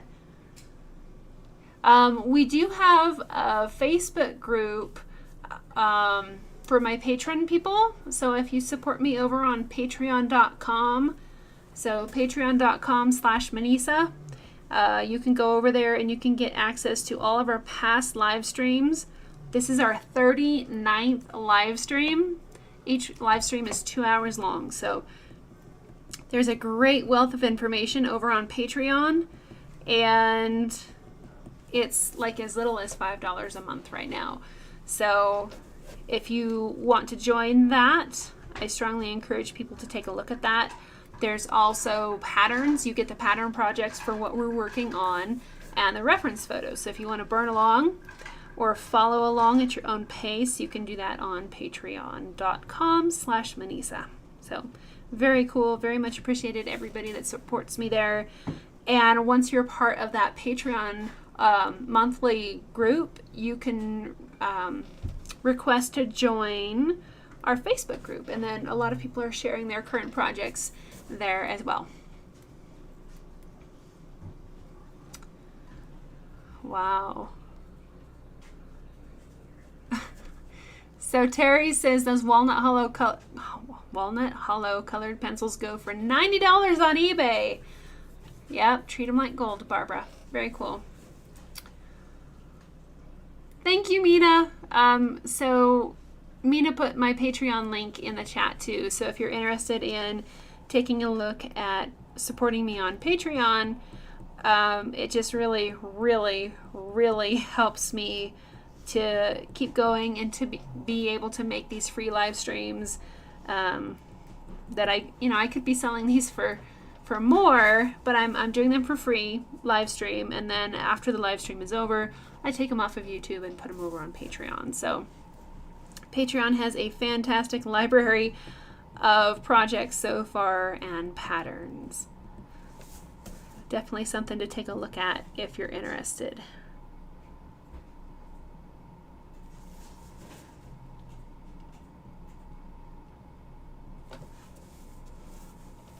Okay, So I'm really liking this.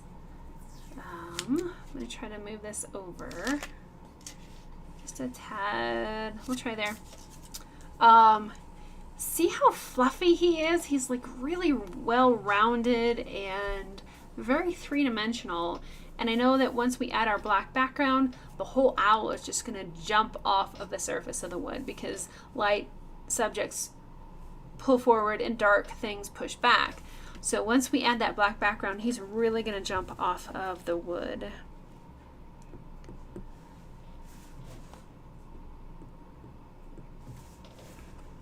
And then I see areas where I need just a little bit more work and need to hit these again. So again, this is not as bleached out and as overexposed as the reference photo, even though it's a white owl and a white subject. We're going to add so much more information in here to where it really becomes a very three-dimensional subject.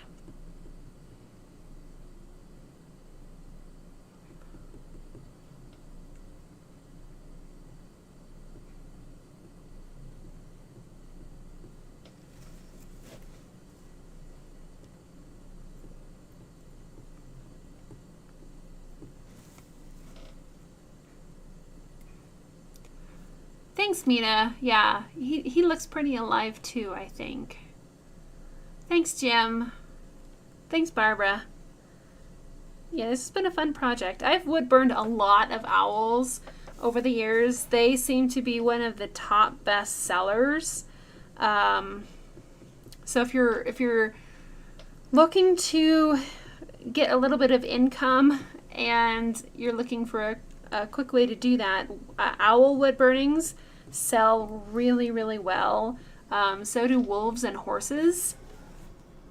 I think those have been some of my top selling projects. Like I can't even like hold on to those. They tend to sell pretty quickly. So wolves, owls, horses. The next best sellers are probably like bison and elk. Pet portraits are kind of sketchy because if you choose a certain breed of dog, there might only be a few people that really glom onto that. But a lot of people have very sentimental reactions when it comes to, you know, wolves and owls and horses. Lions. I've sold a lot of lions as well over the years.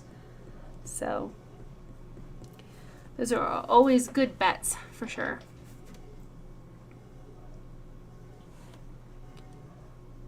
So Barbara, you also agree that owls, wolves, and horses are good sellers for you in other mediums too. That's awesome. Yeah. Some of the most popular ones. And the feathers, like I love this owl because we're just working on the close-up image of the owl and we don't have to get into all the feathers. Those feathers look really cool when they're done, but they are incredibly tedious. And it seems like every time I create an image of a bird with feathers, I'm like, I'm not going to do another one for a while. And then I see a reference photo of a bird. I'm like, oh, that looks awesome. So it's kind of a love-hate relationship with feathers. They can be very, very tedious. This is quite simple compared to the patterns on a lot of birds. Rich is asking, how about patriotic themes? To some extent, yes. Bald eagles tend to sell really well. I don't usually hold on to bald eagles very long as far as originals, so those are good too. I really thought that my patriotic wood burning of the Revolutionary Soldier would have sold better than it did, but alas, it has not. So I thought I would sell more prints of that one, but the modern day soldier did sell quite a lot of prints, so that was nice. And the originals went to a local dentist who was also a vet. of our United States military. So I didn't have to really go out and try to sell those projects. They were a commission order. But yes, patriotic themes, especially bald eagles, tend to sell quite well also. So any questions as we're kind of winding down here in the last 10 minutes as far as anything?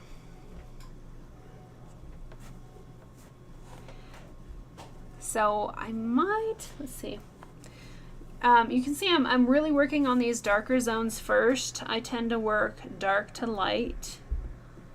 So I'm going to try to get this section in here all blended, and I might not have this done by the end of the session, but so really all that we're lacking on this one is the black background. So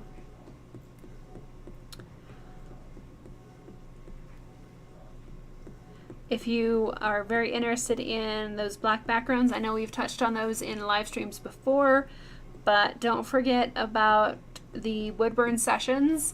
Sign up whenever you can. It's free to sign up. If you want that recording, sign up for the recording before Monday. So Sunday night would be the last to do that because the price is going to double come Monday. So a week's worth of fantastic artists creating masterclasses live is definitely a very, very cool resource. So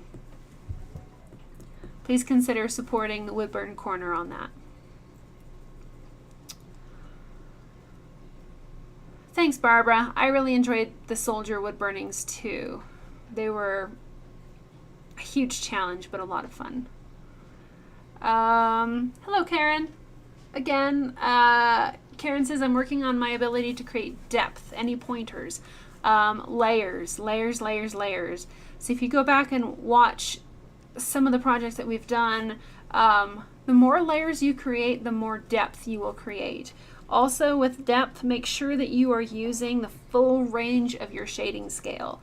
So make sure your darks are super dark, like here in the eyes, your lights are super lights, like right here in these highlights, and then have the full range of values in between.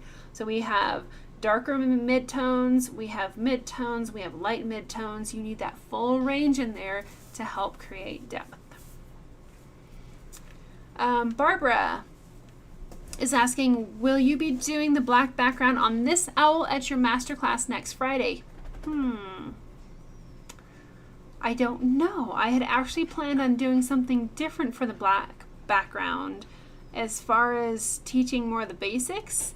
Probably not. I'm kind of leaning towards my original thought. I was going to try in 1 hour to show wood burning black backgrounds both with the Versatool and the razor tip, if I can pull that off. So I probably won't use this project for that, but good question. Okay. So I'm going to try to blend this together here before we finish out for the night.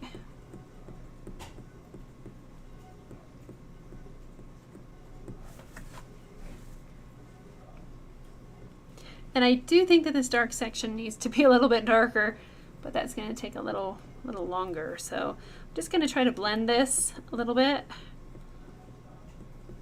and see what time we have left over.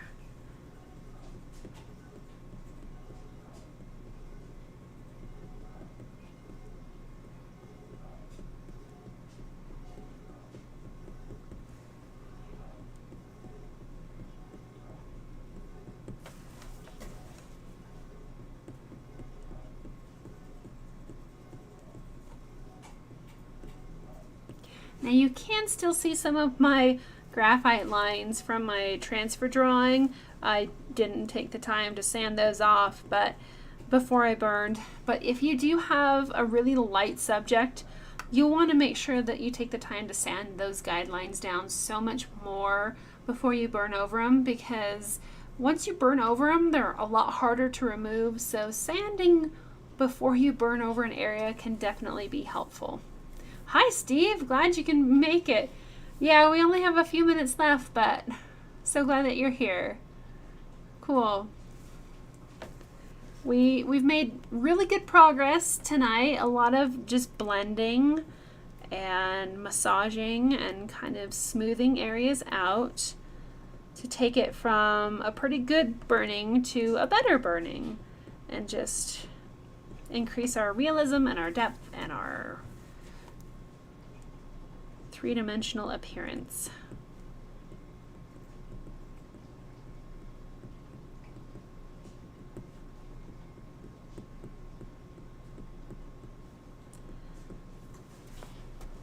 So just kind of blending these two dark zones here together so that they flow more seamlessly, because this whole area down here is in shadow, so it's going to be much darker than that side.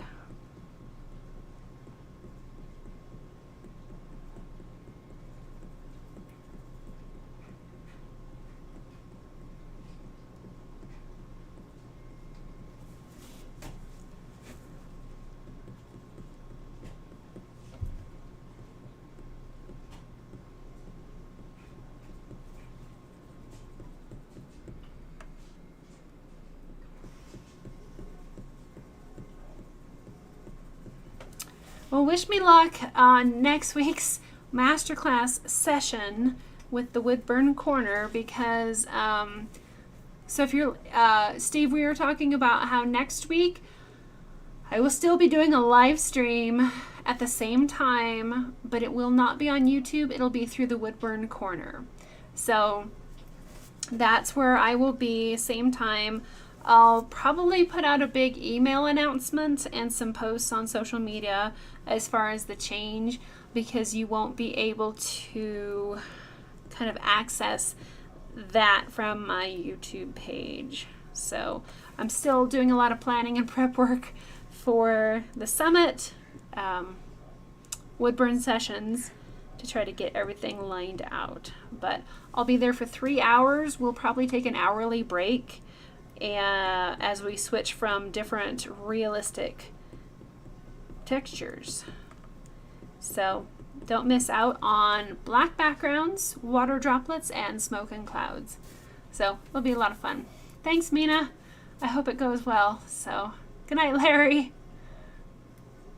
So Mina says, I love that little feather on the back left side. It looks blurry. That's awesome. Cool. Yeah. Like I said, the farther you get away from the main focal point, soften your edges. Just don't use that really sharp incline angle that we do for hard edges. Soften, and I continue to soften. The farther out I go, the more abstract I get. So cool. Thanks, Barbara.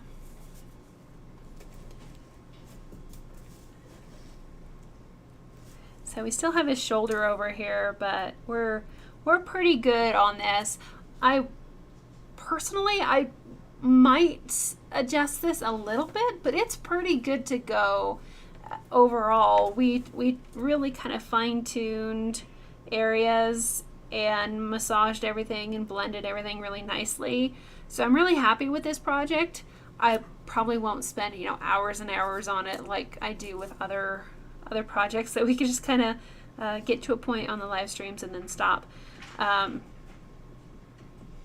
Anyway, I'm happy with it. It's turned out very nice, and I really appreciate everybody being here. Thank you so much. I hope you all have a lovely week, and look forward to seeing you guys next week at the wood burn sessions. I will definitely be there supporting the other artists and watching what they create. So very, very excited. All right, have a great night, everybody. Thanks, Kelly. I'm excited too. You purchased the recordings. Awesome. Yeah, it's so great to go back and watch and rewatch some of these master classes, because you continue to pick up new things each time. Very awesome. All right, guys. Have a great night. Good night, Rich. Good night, Barbara. Good night, Mina. Thanks for your help. Thanks, Terry. Good night. Good night, Steve. Good night, Kelly. Good night, Will. Good night, Angela. Yep, see you next week. You too, Steve. Have a great week. Good night.